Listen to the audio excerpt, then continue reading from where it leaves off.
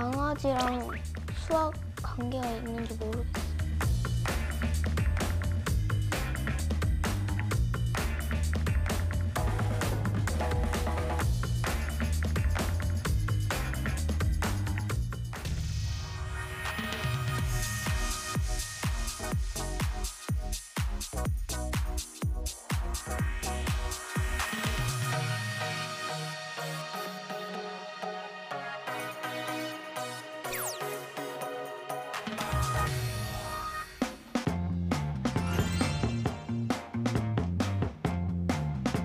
안녕하세요. 즐거운 이야기를 통해 수학의 재미를 찾아보는 수다학입니다.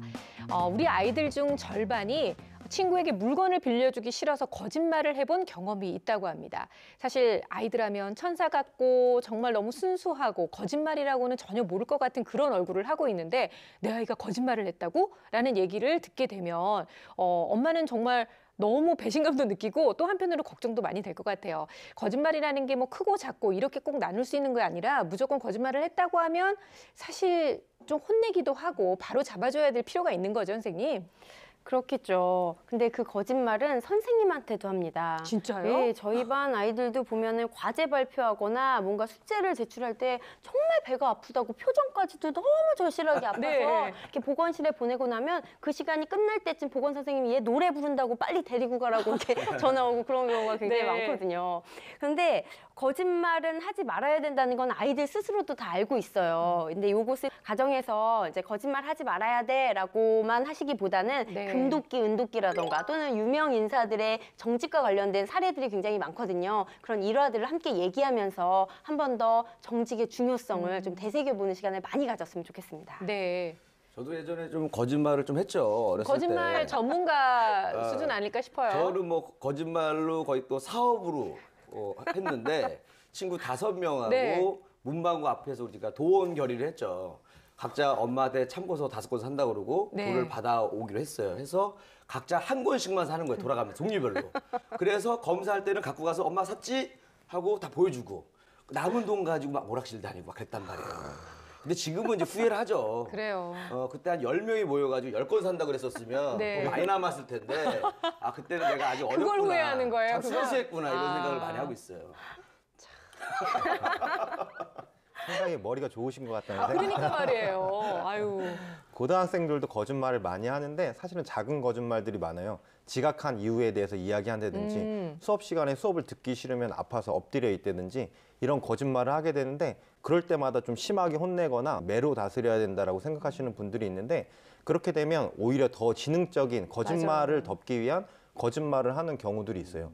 또 안 좋은 것들은 거짓말했을 때 야, 너 뭐가 되려 그러냐라고 하는 근본적인 부분에 대해서 지적을 하시는 경우가 있는데 그런 것보다는 왜 거짓말을 하게 됐는지 그 상황들에 대해서 좀 말씀을 나눠보신다면 거짓말을 안 하고 좀 더 편안하게 대화가 가능하지 않을까 싶습니다. 그러니까 이 거짓말이라는 게 진짜 어려운 게 이런 이유 때문이에요. 막 혼내면 나중에는 혼나기 싫어서 또 다른 거짓말을 하게 될 수도 있고 그렇다고 너무 쉽게 넘어가면 거짓말 해도 되는구나 이렇게 생각할까 봐 걱정이 되거든요. 그러니까 외부에다 하는 거짓말은 뭐 그렇다 치고 엄마한테 하는 거짓말은 좀 가슴 아픈 일이잖아요. 그쵸. 왜냐하면 나는 너를 다 용서할 생각도 있는데 근데 우리 아이가 나한테 자꾸 거짓말을 한다는 얘기는 내가 평상시에 좀 무섭게 굴지 않았나. 그래서 진실을 얘기했다가 참 많이 혼날까 봐. 네. 그래서 어머니께서 자기가 아이한테 어떻게 대했는지를 한번 생각해 볼 필요가 있고 두 번째는 아이가 진실을 얘기했을 때 화가 나더라도 그때 너무 제재를 하면 다음번에 거짓말 할 수도 있으니까요. 아이가 진실을 얘기해주면 가슴이 아프더라도 좀 안아주는 게 네. 엄마의 역할이 아닌가 싶습니다. 그래 솔직하게 얘기해봐. 다 용서해줄게 해놓고 막 엄마 버럭 화나고 이러시면 안 되는 거죠. 일단 우리부터 좀 우리의 인성을 한번 되돌아봐야 할 것 그거 제가 같고요. 많이 속아가지고 계속 거짓말만 하는 거예요. 그러니까요. 정말 정직함이란 건 인성의 가장 기본이 되는 만큼 아이한테 그 중요성을 늘 강조해 줘야 할 것 같습니다. 자, 오늘의 수학 고민을 만나볼 텐데요. 오늘의 주인공은 초등학교 2학년 여학생입니다. 어떤 고민이 있는지 지금부터 함께 만나볼게요. 오늘 수다학이 찾아간 곳은 경기도 수원시. 네. 안녕하세요, 어머니. 아, 예, 안녕하세요. 네, 오늘 주인공 어디 있나요? 저기 안쪽에서 지금 뭐 하고 있는 것 같은데. 네. 네. 뭐 하고 있다는 거 보니까 공부는 아닌 모양입니다.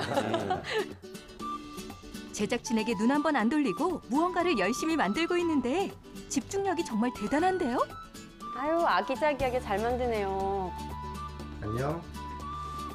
안녕하세요. 강아지를 좋아하는 오늘의 주인공, 초등학교 2학년 이시은 양입니다.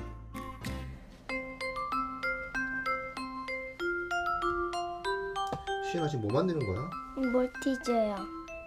왜 만들고 있어? 강아지 좋아해서 제가 만들어 보고 있어요. 요즘 시은이가 푹 빠진 것은 바로 강아지. 직접 만든 강아지 모형부터 갖가지 인형까지 집안 곳곳에 강아지 관련 물건이 정말 많습니다. 이렇게 강아지를 좋아하는 시은이의 꿈은 과연 뭘까요? 강아지에 대한 일인데 강아지랑 수학 관계가 있는지 모르겠어요. 강아지뿐만 아니라 거의 모든 직업에 수학을 빼놓고는 이야기할 수 없는데 그걸 아직 모르는 것 같습니다. 그렇죠. 그거를 깨닫게 되려면 어른이 돼야 되는 것 같아요. 그럼 강아지를 좋아하는 시은이의 공부하는 모습은 어떨까 지켜보려는 순간 엄마!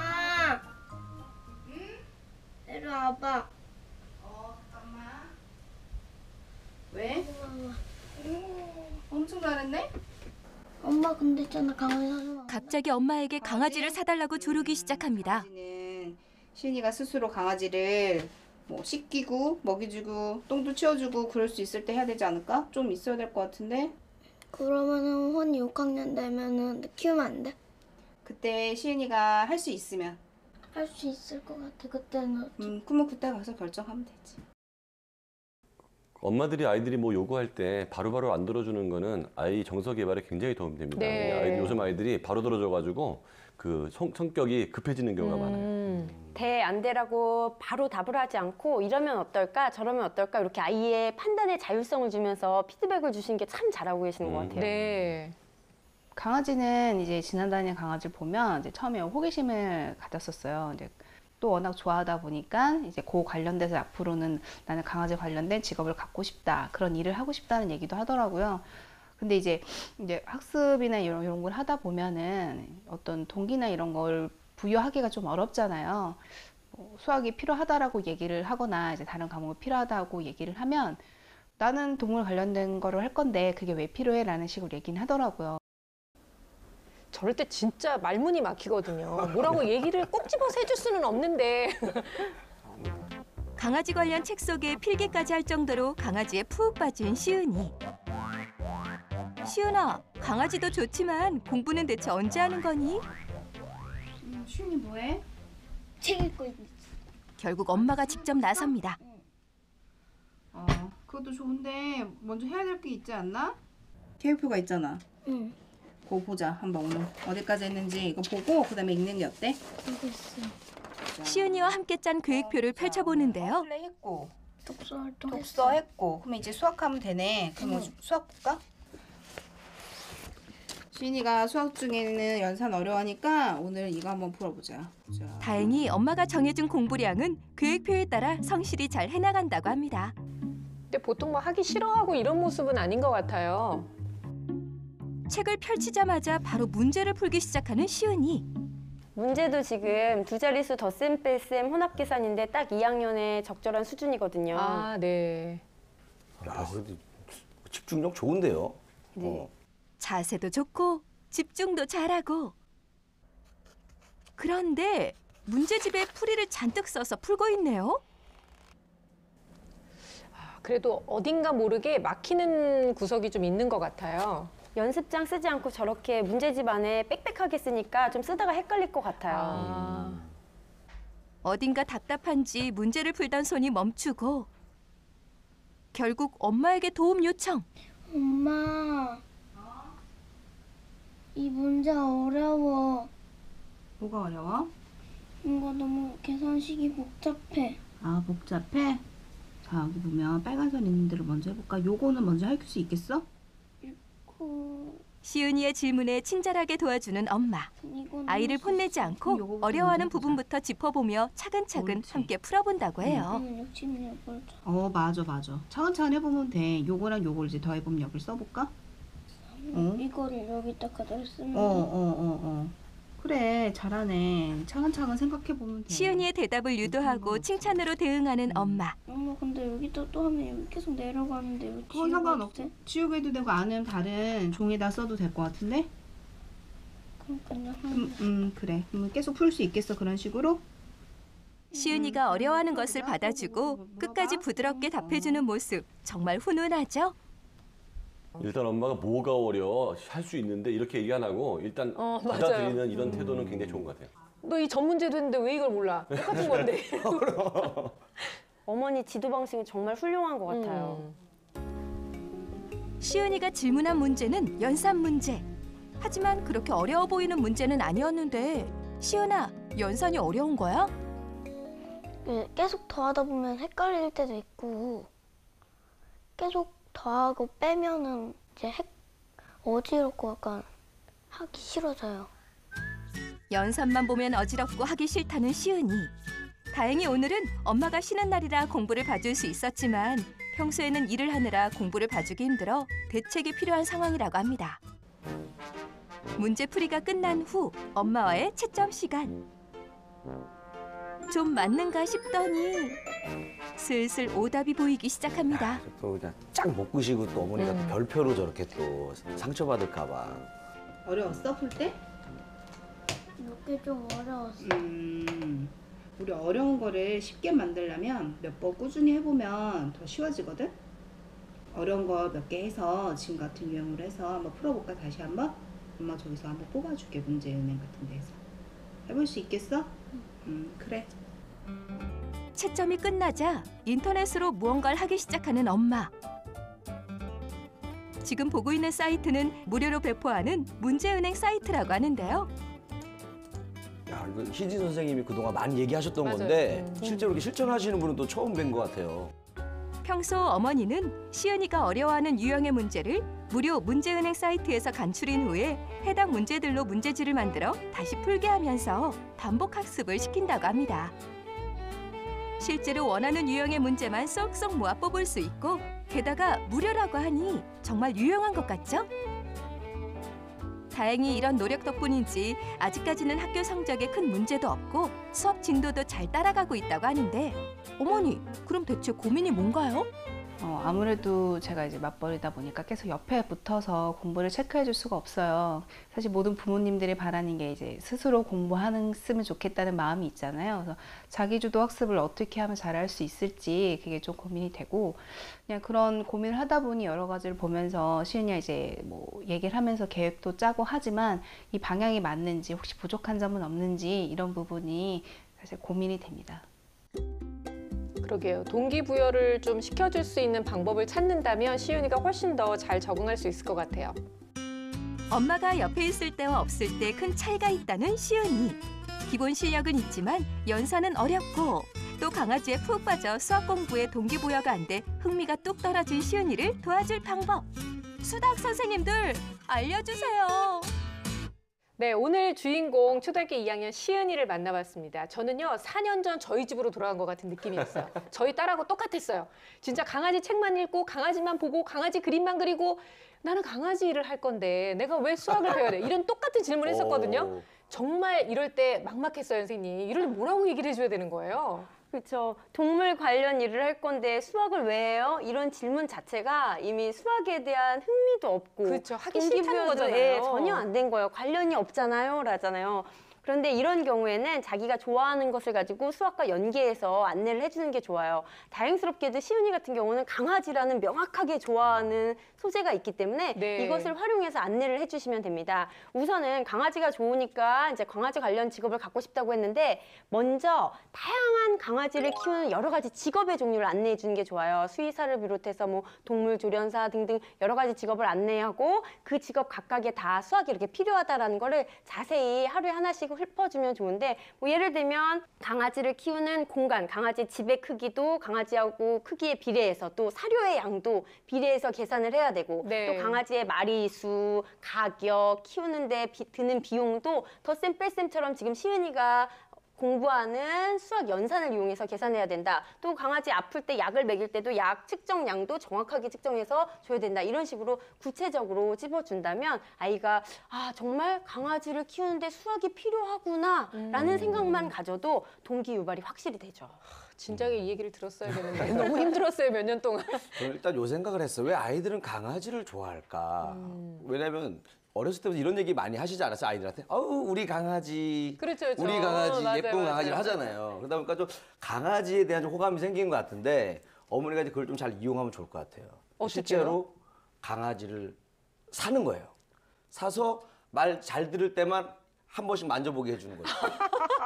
잘했어, 약속 지켰으니까 한번 만져본 거야 하면서 약간 정말 만나고 싶게끔 100점을 맞아야지만 강아지를 한번 볼 수 있다. 안고 자게도 해주고 그래서 약간 강아지를 가지고 네. 저도 강아지 키워봐서 알잖아요. 진짜 만나고 싶어가지고 만지고 싶고 자꾸 안고 다니고 싶고 한단 말이에요. 그 심리를 좀 이용하면 좋지 않을까 이런 생각을 해봤습니다. 그러면 어머니가 강아지를 키우느라고 너무 힘드실 것 같아서 저는 좀 비추, 저는 추천하지 않습니다. 근데 지금 보면은요, 단순 연산에 대해서는 좀 쉽게 생각하는 것 같은데 혼합 연산에서부터 일단 딱 막히는 그런 모습이 좀 보이거든요. 이 문제는 저희가 여러 차례 말씀을 해드려서 사실은 해결 방법이 있잖아요. 네, 맞습니다. 두 자릿수의 뺄셈과 덧셈에 대한 혼합 연산을 어려워할 뿐만 아니라 그걸 거부하고 있는 상태인데요. 근데 문제 푼 거를 봤을 때 문제 어떤 것들은 또 맞추고 어떤 것들은 또 틀리고를 이제 계속하고 있는 것을 봐서 개념을 모르는 것 같진 않고 충분한 연습이 되어 있지 않은 상황인 것 같아요.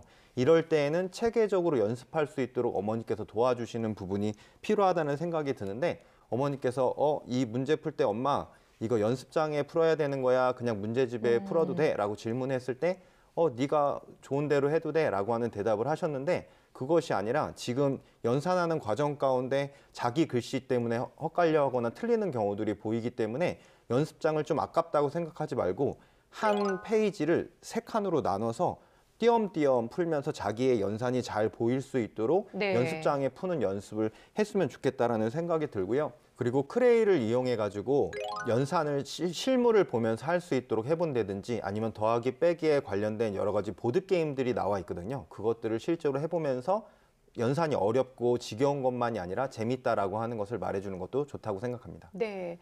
근데 엄마하고 사이가 좋아서 그런지 동기도 없고 흥미도 별로 못 느끼고 있는 수학이지만 엄마가 해보자, 잘하자 이렇게 얘기를 하면 잘 따라가고 있는 모습은 일단 좀 기특했거든요. 검사 결과를 좀 보면 시은이가 왜 이렇게 싫어하는지 이유를 알 수 있을 것 같아요. 화면을 보면서 설명을 드리겠습니다. 네. 시은이의 전체 인지 능력은 우수한 수준이고요. 그다음에 언어성하고 동작성 차이도 거의 없기 때문에 두뇌도 안정적인 아이죠. 아까 보면 아이가 차분하잖아요. 그렇죠? 네. 그렇게 느낄 수 있고 이 아이의 그 강점이라고 하면 공통성, 즉 추론 쪽에 좀 강점이 있고요. 다소 약점이라고 할 만한 게 기호쓰기의 약점인데 일반적으로 기호쓰기의 약점이라는 것은 시각적 처리 능력이나 시각적 기억력이 별로 안 좋은 건데 아까 이 아이의 하는 모습을 봤을 때는 그런 모습이 안 보이잖아요. 네.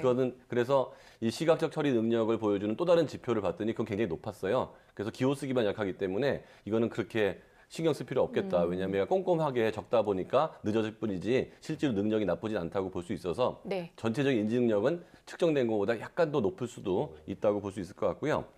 시은이의 수학 성취도 보면 후행은 85, 현행은 60, 전체적으로 72 정도 되는데요.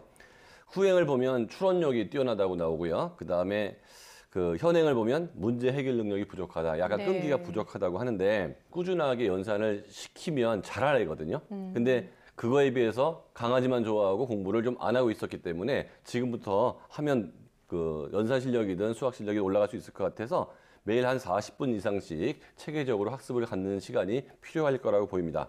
지금 현재 입장에서 보면 장래 희망도 좀 뚜렷하고 거기에 이제 공부를 할 수 있는 동기가 될 수도 있을 거거든요. 하지만 수의사가 되려고 그러면 수학을 잘해야 수의학과에 들어갈 수 있다는 거를 아이가 현재 이해하든 못하든 계속 얘기를 해주면 돼요. 그럼 언젠가 수학과 수의사가 연결할 수 있다는 그런 것들을 아이가 느끼기 때문에 현재 이해하지 못한다고 해서 나중에 얘기할 게 아니고 계속 얘기했으면 좋겠고요. 그다음에 아이의 꿈이 사실 이렇게 저렇게 많이 바뀌거든요. 그렇죠. 그래서 지금 아무리 얘가 강아지 해도 계속 안 갈 수 있기 때문에 사실 국어, 영어, 수학, 특히 수학은 어떤 것을 전공하더라도 가장 중요한 과목이어서 이 아이한테 수학 공부를 꾸준히 시켜서 이 아이가 꿈이 바뀌었을 때도 그 수학 때문에 그럼요. 그 꿈을 네. 이루지 못하지 않게 어머니 도와주셨으면 좋겠습니다. 네, 일단 결과를 보니까 후행은 잘 다져진 것 같고 지금 현행에서 좀 어려움이 있는 것 같아요. 놓친 문제들 좀 살펴보셨어요?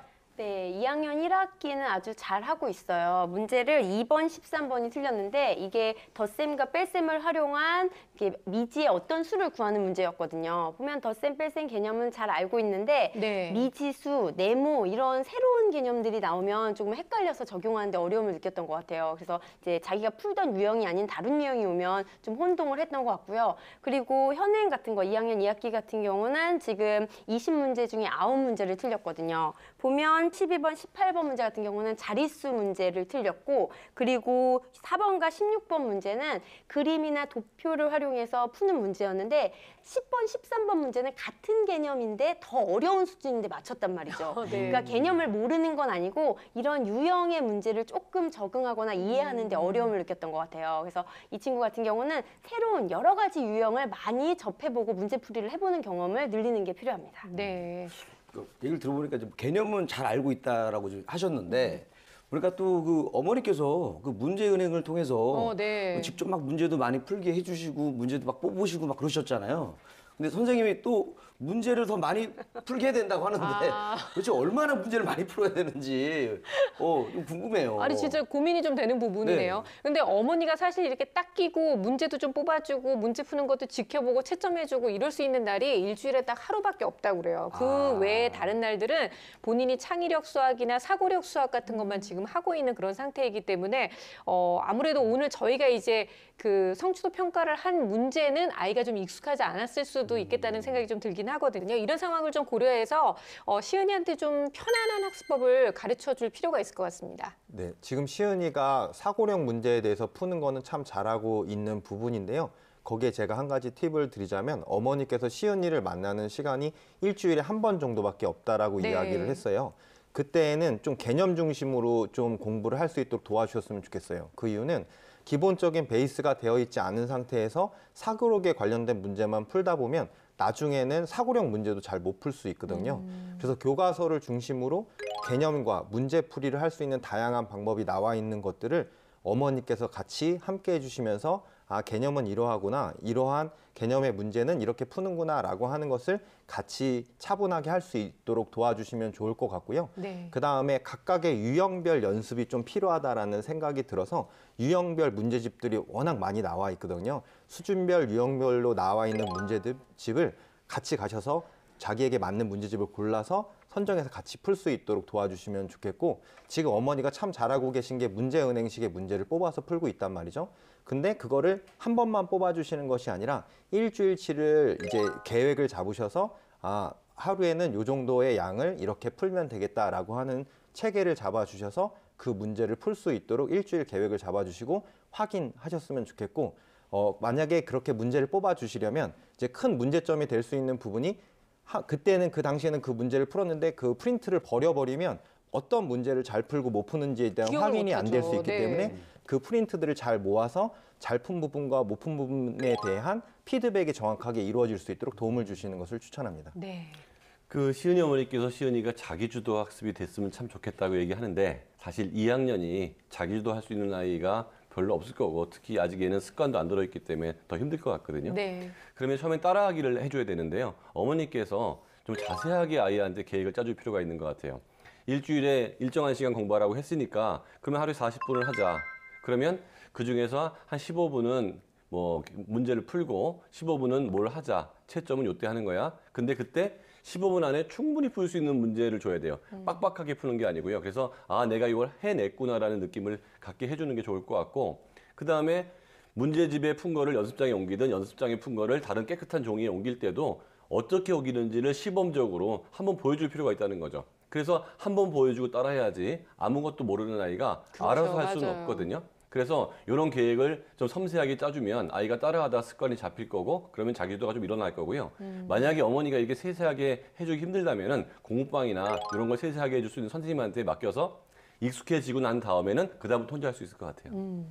시은이 같은 경우는 이제 동기 유발이나 수학에 대한 흥미를 잡는 게 관건이에요. 그러니까 시은이 같은 친구가 정말로 놀이 수학이 필요하거든요. 그래서 놀이를 통해서 수학을 익히면 좋은데 지금 학습하는 모습을 보면 마치 고학년처럼 지필 문제 위주로 문제풀이 위주로 빡빡하게 공부를 하는 듯한 느낌이 들어요. 그래서 이제 놀이 활동을 좀 접해줘야겠고 또 문제 푼 거를 보면은 이제 새로운 유형에 대해서 자기가 아는 거를 잘 문제로 해결하지 못하는 게 있기 때문에 유형별로 또 문제를 푸는 학습도 필요해요. 그래서 공부 비율을 놀이 수학 50, 문제풀이 학습 50 이렇게 반반으로 비중을 두고 공부를 하되 놀이 수학 같은 경우는 이게 공부인지 노는 건지 잘 모르게끔 네, 이끄는 게 굉장히 중요해요. 그러기 위해서는 자기가 정말 흠뻑 빠진 거, 정말 좋아하는 거, 생각만 해도 미소가 띄어지는 그 소재로 다루는 게 좋은데 강아지가 있기 때문에 강아지 소재로 다루는 거죠. 그래서 이제 놀이 수학을 할 때 주로 이제 강아지 그림이 각각의 카드에 그려져 있는 연산 게임이 있어요. 보드 게임 같은 거. 그래서 볼 때마다 뒤집으면 강아지가 나와서 너무 행복하고. 그래서 이제 이런 연산 게임 또 조립을 해서 완성하면 강아지 모양이 완성하게 되는 그 조립 놀잇감이라든가 이런 것들을 제공을 해서 재미있게 할 수 있도록 하고 그리고 이제 동물에 관련된 기사거리라든가 읽을 거리, 뭐 수의사 인터뷰 자료라든가 이런 재미있는 동물 동화 같은 것들을 함께 읽고 이야기를 푸는 거죠. 근데 그 내용도 짚을 뿐만 아니라 어머니가 끝에 수학적인 발문을 간단히 해주시는 거예요. 예를 들어서 우와 여기는 어미개가 강아지를 10마리 낳았네. 이런 식으로 나오면 10년 뒤에는 강아지가 몇 마리가 될까? 이런 식으로 발문을 하면서 무섭네요. 개판이네. 그런데 이렇게 좋아하는 거를 끌면 저학년 어린이들은 너무 즐겁게 따라오거든요. 네. 그래서 이런 시도를 해보시는 게 좋을 것 같습니다. 아유, 그래요. 진짜 강아지 관련 일을 할 건데 수학이 왜 필요하죠? 라고 질문을 했었는데 시은아, 결국은 그런 똑같은 질문을 했던 아줌마네 집 딸도 지금 수학을 열심히 하고 있단다. 결국은 하게 되는 일이니까 열심히 그 흥미를 찾아서 동기를 찾아서 한번 도전해보면 분명히 좋은 결과가 있을 거야. 자, 오늘도 많은 솔루션이 나왔죠. 이 수다학 전문가들의 솔루션의 핵심, 결정적 한방 들어봅니다.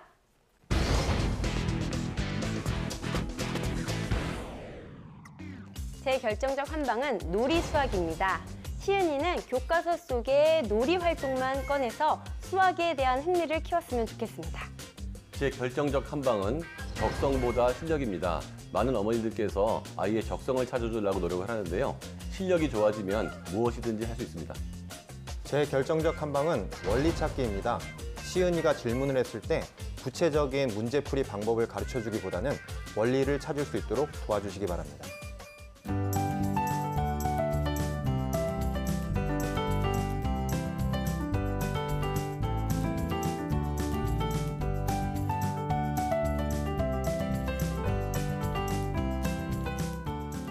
자, 우리 이리 씨의 결정적 한방도 기대가 되네요. 네, 시은이를 위한 제 결정적 한방은 네, 바로 이겁니다. 해피야, 손, 잘했어, 앉아, 기다려. 나도 모르게 손 줄 뻔했어요. 줄 뻔했어요? 바로 요겁니다. 우리 강아지를 좋아하기 때문에 네. 제가 또 강아지를 또 이 3마리를 키워보고 있잖아요. 그래서 강아지의 심리를 좀 아는데 강아지를 훈련시킬 때요. 이 같은 말로 꾸준히 반복적으로 해줘야 돼요. 그러니까 예를 들어서 뭐 기다려 할 거면 기다려만 계속 해줘야 되는데 멈춰, 스탑 뭘 섞어서 하잖아요. 네네. 강아지가 헷갈려 하면서 강아지가 말대로 훈련이 제대로 안 되고 개고생만 합니다. 그렇기 때문에 한 가지 언어로 반복적으로 해주는 게 중요해요. 그래서 우리 시은이도 연산이라는 그 하나만 딱 몰입해가지고 반복적으로 꾸준히 하면은 연산을 극복할 수 있지 않을까. 네, 강아지 훈련하듯이 네네. 이렇게 하면 좋을 것 같아서 준비했어요. 그래요. 아마 이렇게 접근을 하면 시은이도 이래서 내가 이거를 반복해서 해야 되는구나 하고 이해를 할 수 있을 것 같아요. 뭐든지 반복하고 익숙해지면 그게 쉬워지면 이래서 재밌구나라는 걸 알게 되니까 우리 시은이한테도 이런 방법으로 접근하시면 아마 좋은 결과가 있을 겁니다.